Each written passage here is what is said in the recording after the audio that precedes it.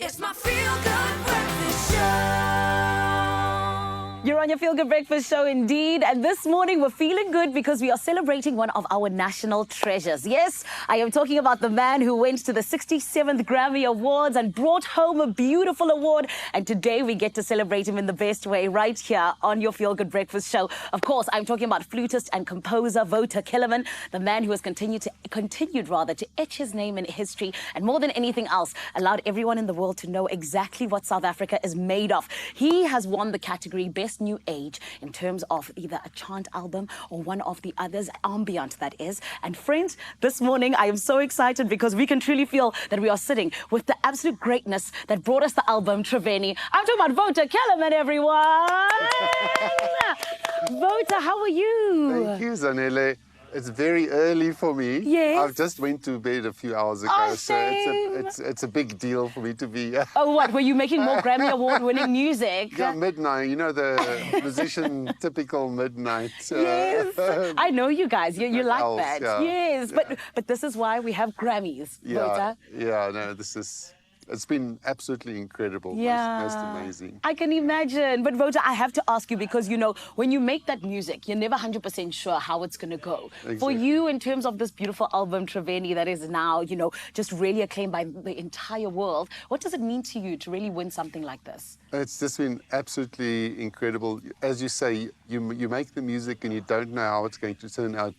And if you love it, you don't know if anybody else is going to love it. Yes. And, so to see the music shine and be recognized is just an incredible feeling. Of course. And I mean, it's your third time. So I have to ask you, did it still feel, you know, really exciting when you heard your name? Yeah, the field was incredibly competitive. You know, all the other nominees, to get nominated, you need to be top 5 in the world. In the world. In the world. So the nomination is huge. Yeah. And all the other nominees were amazing. Yes. So we really didn't know who's going to win. We just and so to hear the name, our album's name called, and we worked so hard on that music. You know, it's so many hours, and people don't see the dead ends and the abandoned songs. Yes. They go, oh, this is nice, but they don't see all the work behind it. They don't know the work behind Yeah. it 100%. Yeah. And of course, as the winner, you have to say that. You have to say, everyone was good, but you were the best. That's what I love. That's what I love.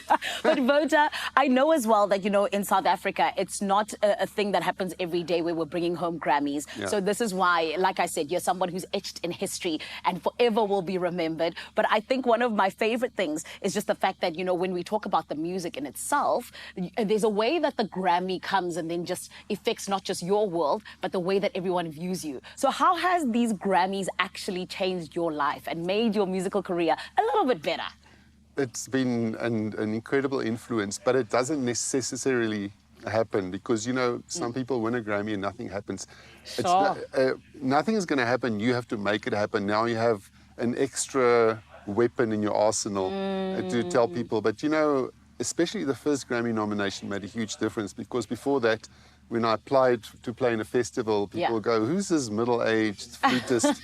And he plays the flute, you know. Yes. Wow, that can't be very interesting. But then if you say Grammy-nominated or Grammy-winning flutist, then they go, oh, maybe there's some, let's just have a listen and see. And then people listen and go, oh, okay, this sounds quite interesting. So now that's made a huge difference. You know, it's easier to get booked and also yesterday's price is not today's price. Come on, Wouter. You know, when you've won 3 Grammys, definitely not. The money must make sense. But Wouter, talk to me about this. I mean, I feel like Triveni is an album that's, you know, gone on to show the world what South Africa's made of. But what was the actual inspiration behind this winning album?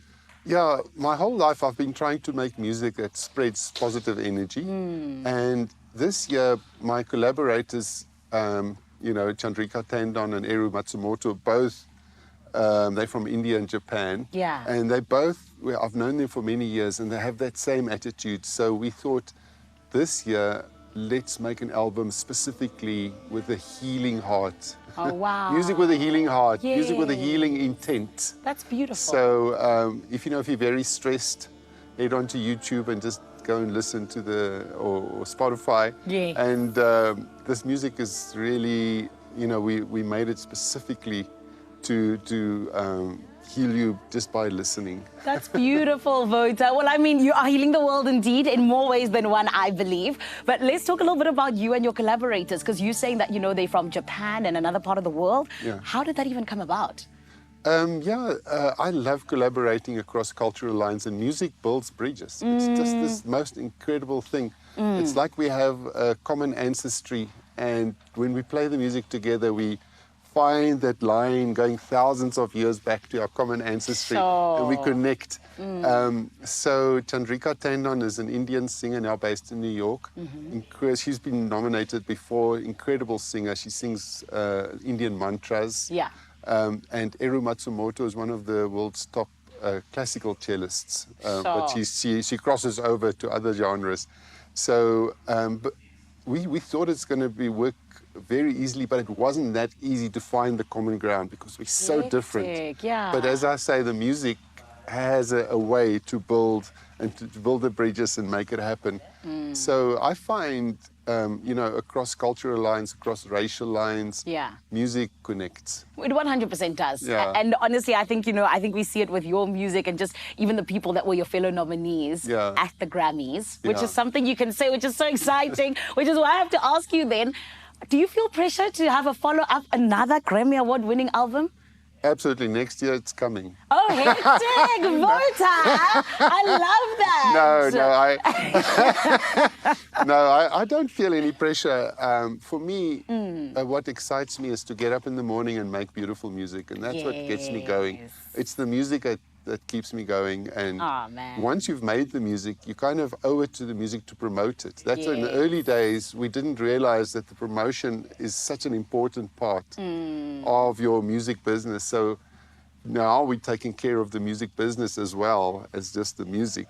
Beautiful. And it's been challenging, but now that we're doing that, once you've made the music, you really must make sure people know about it. 100%, which is why we have you here today, just in case anyone has not heard Triveni. And thank you so much, Wouter. Like, I think, sometimes you might believe that you're just winning a Grammy, but genuinely you're allowing other people to go out and believe in themselves and also know that it's possible. So thank you for that. Thank you, Zanele. Thank you. It is Wouter Kellerman, the incredible flutist and composer that has allowed South Africa to be known on every part of the globe by winning his 3rd Grammy, which is why we are celebrating him this morning right here on your Feel Good Breakfast show. But can I tell you the good news, or even better news, that he is not going anywhere. He is going to be enthralling you with a beautiful piece. Actually, it's 2, and they're going to be coming your way in a bit. So you got to make sure you do not go anywhere. For now, let's catch up with what's happening in Cape Town. My Graham, are you feeling good this morning?